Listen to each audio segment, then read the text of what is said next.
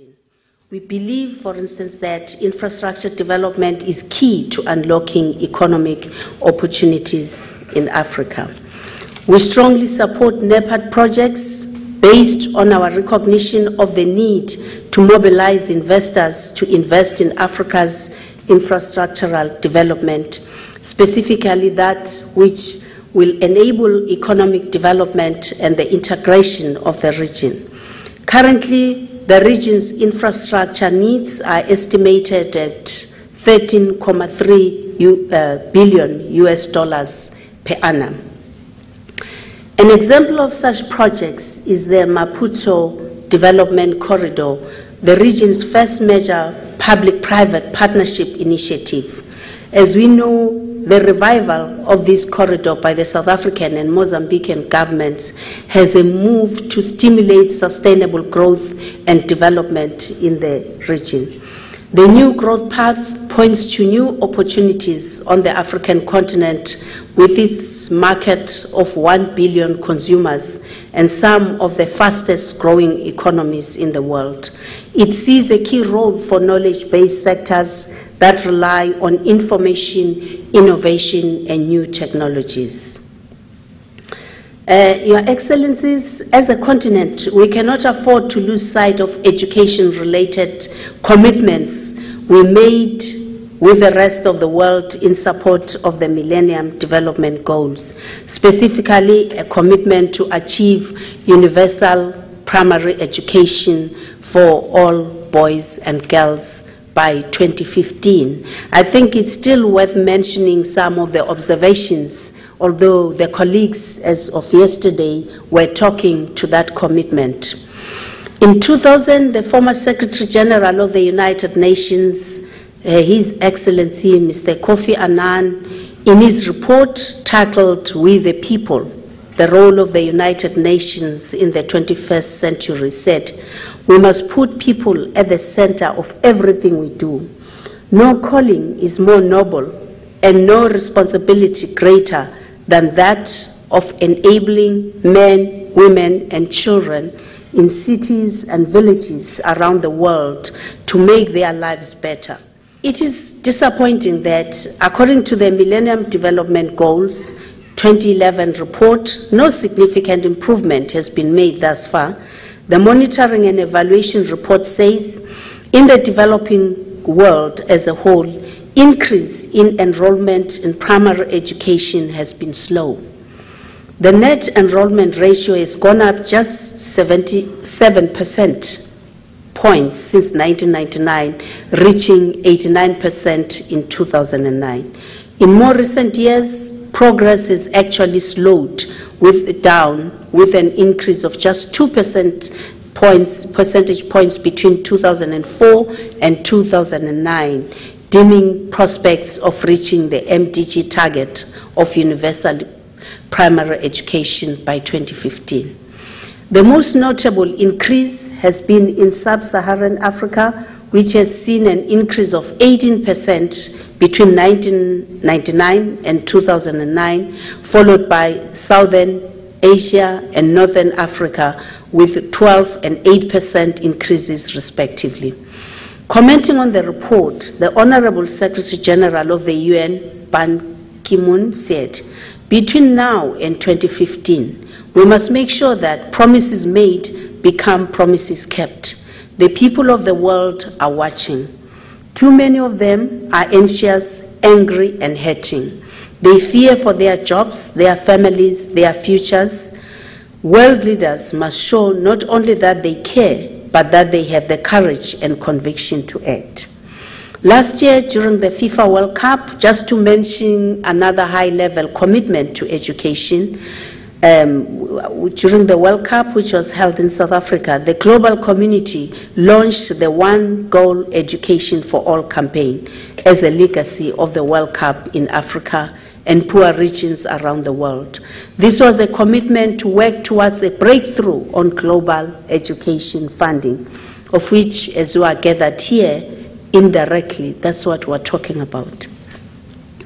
Information and communication technologies have the potential to fast-track social inclusion as well as the capacity to enhance global solidarity and cooperation.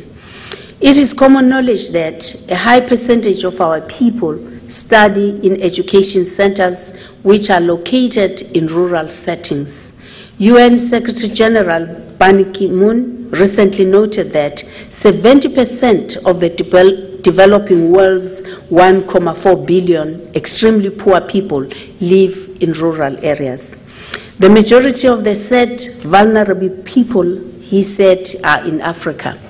As a result of the continent's history of socio-political conflicts, we have the highest number of refugees in the world, and the survivors face immense health, education deficits, and poverty challenges.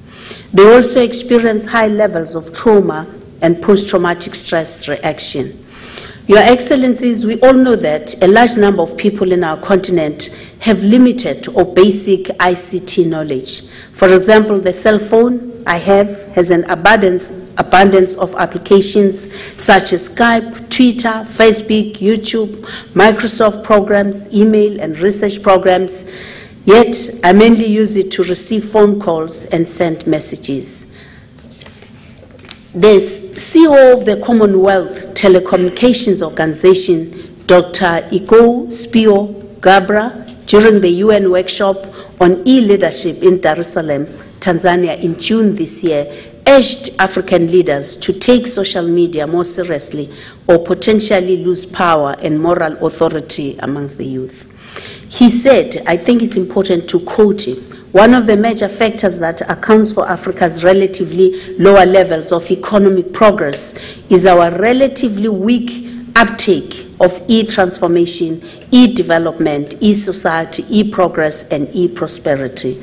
And he continued by saying, if Africa is to make a quantum leap in the levels of its e-adoption and e-readiness, then there must be a new African e-leader capable of transformative change in his or her country, taking the fullest advantage of all the e-infrastructure and e-tools available today. A further challenge we are all possibly aware of is the shortage of bandwidth in the continent. A survey conducted by the South African Regional University Association in 2007 identified the top ICT challenges facing higher education institutions in the region: lack of funding for ICT, lack of skilled ICT staff, inadequate ICT infrastructure and facilities, expensive bandwidth, inadequate bandwidth, security, ICT leadership and management, improving IT process, IT business alignment. The survey found that the bandwidth available to universities in the SADC region was dismal in comparison to their peers in Europe and North America.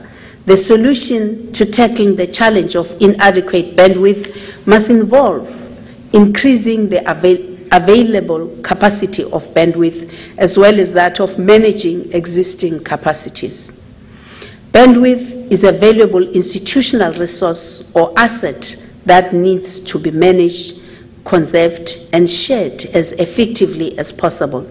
It is thus necessary for education institutions in the continent to make bandwidth management a priority. Just to mention South Africa's policy position on ICT, the first one, of course, is the bandwidth. South Africa is no exception. Inadequate and expensive bandwidth is one of the major challenges facing our post-school system, and of course, including our basic education. The slow adoption of broadband is in large measures due to massive challenges around last-mile connectivity. The 2011 budget review states that an affordable, efficient, and widely distributed telecommunications network is important for raising productivity and accelerating economic growth. In this regard, the National Treasury allocated $14 million to broadband ICT for 2011 and 2012. increasing their amount to $21 in 2012-2013 and $28 million in 2013-2014.